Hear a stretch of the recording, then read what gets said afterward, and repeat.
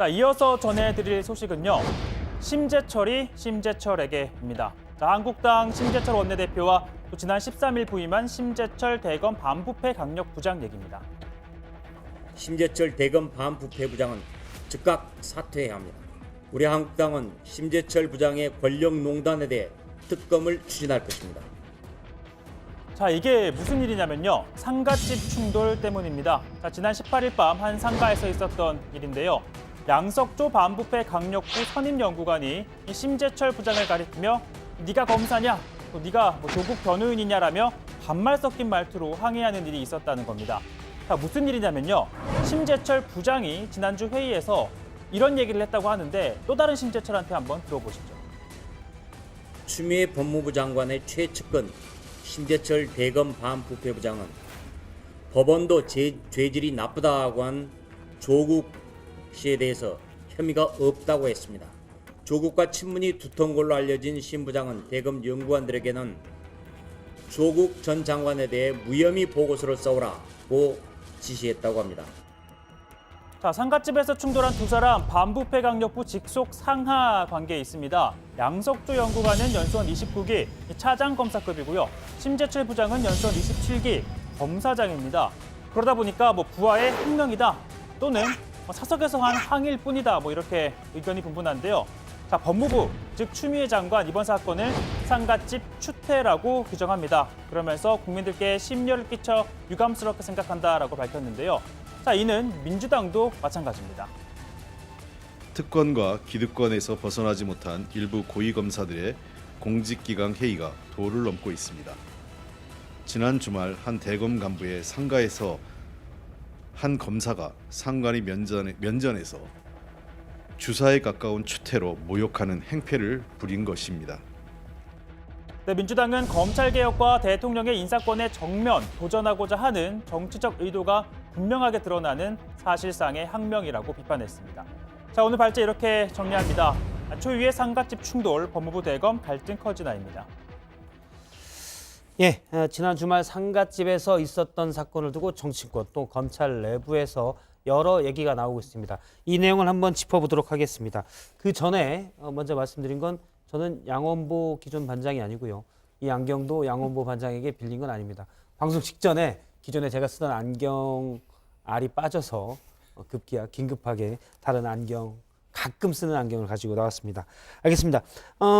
먼저 지난 주말 상가집 있었던 일을 좀 더 정리를 한번 해볼까요? 신 반장이 좀 해줄래요? 네, 지난 토요일이었죠. 18일 저녁에 9시쯤에 이 대검찰청 과장급 인사의 집안 상가에 윤석열 검찰총장이 새롭게 임명된 신임 검사장급 간부 등과 함께 조문을 했습니다. 자, 시간이 흐른 다음 조국 전 장관 일가 수사를 지휘했던 양석조 대검 반부패부 선임연구원이 자리에서 일어나서 이 직속 상관인 심재철 반부패 강력부장을 가리켜서 항의를 했다고 합니다.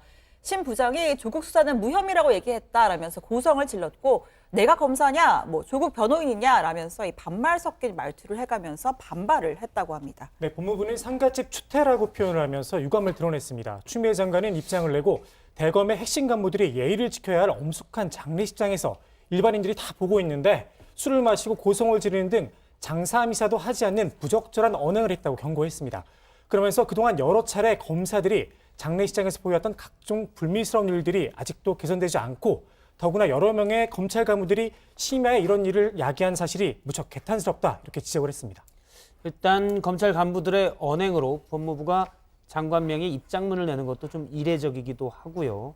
또 검찰 간부들끼리 서로 이렇게 고성으로 다툰 것도 좀 이례적인 것 같긴 합니다.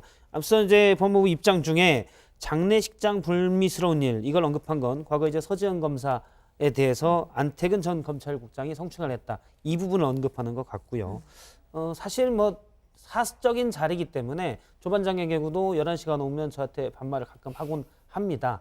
근데 그런 것도 그런데 검찰 간부들이 상가집에서 했다는 건 부적절할 수도 있는데 중요한 건 또 왜 이런 싸움이 일어났냐. 다툼이 일어나 이걸 또 봐야 되겠죠. 어떻습니까? 네, 그러니까 신임 심재철 부장이 내부 회의에서 조 전 장관은 기소하지 말아야 한다 이런 의견을 냈다는 건데, 자, 지난 16일에 윤석열 총장 주재로 회의가 있었습니다. 대검에서 반부패 회의가 열렸는데 이 자리에서 심 부장이 유재수 감찰 무마 사건과 관련해서 조 전 장관을 무혐의 처리해야 한다라고 주장을 했다고 합니다.